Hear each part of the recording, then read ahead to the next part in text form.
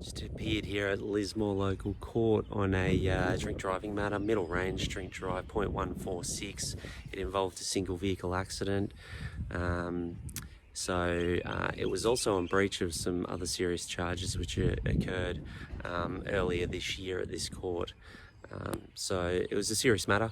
.146, so the reading was at the higher end of the middle range category. Facts of the matter were this: our client had been out with friends, drunk far too much, walked back to his friend's place. His friends had had an argument, he felt uncomfortable, felt the need to leave, decided to get into his car, drive only a few hundred metres around the corner and crashed into a power pole. He then called his mum and his brother came to pick him up. And they left the scene. As he was leaving, they saw a police car, and he and his brother jumped out and flagged down the police car, and much probably to his detriment, he was overly cooperative with police, confessed to being a driver of the crash. The police didn't know about the crash at the time. He took them back to the incident and confessed everything, said he was the driver, said he'd been drinking, he was positive breath tested, and a final BAC reading of .146 was taken back at the Ballina police station. So obviously, to make matters worse for him, he was on a 0 blood alcohol limit because he was on his P1 license, and there was a pretty significant crash involved. Thankfully, no one else was involved. No one got hurt, no other vehicles. It was very late at night, no pedestrians or traffic around, so that meant the risk of someone getting involved was reduced, but still nevertheless a serious matter before the court today. It was also before the court earlier in the year, early 2022, on some pretty antisocial behavioural charges.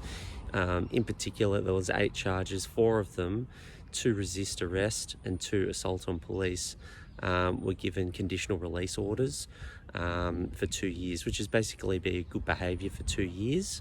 And if you break the law during that period, then you can be breached and resentenced on those old charges. In relation to the old charges, they were obviously different nature of offending compared to a drink drive. The one common element was alcohol involved.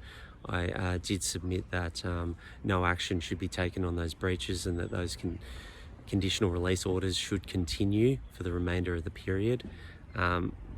Our client got a very lenient outcome today, and it's probably due to the presentation of the case and the work that he had put into preparing it. He had gone along, done the traffic offenders program, he'd got a mental health care plan done by his doctor and a referral for alcohol counselling. He had some good letters, showed the court he's obviously suffered financially due to the write-off of his car. He doesn't earn a huge amount of money, but the court did agree to reduce his disqualification to the minimum period of 3 months. That was backdated to the day of the offence. He's got to do the mandatory 12-month interlock. He's given a $300 fine, conviction recorded, and no action taken on the breaches of the good behaviour bonds that was set in place earlier in the year.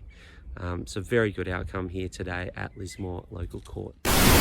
I want to thank you for tuning into Boorman Lawyers today. You can catch us at any of the usual social media platforms. Please subscribe to our YouTube channel. And if you've got any questions or queries, please don't hesitate to contact us on 1300 941 900. Hey guys, thanks for tuning into this video today. I really hope it was informative and helpful for you. There's another couple of videos below that you might want to check out that may be very useful for the process that you might be going through at the moment.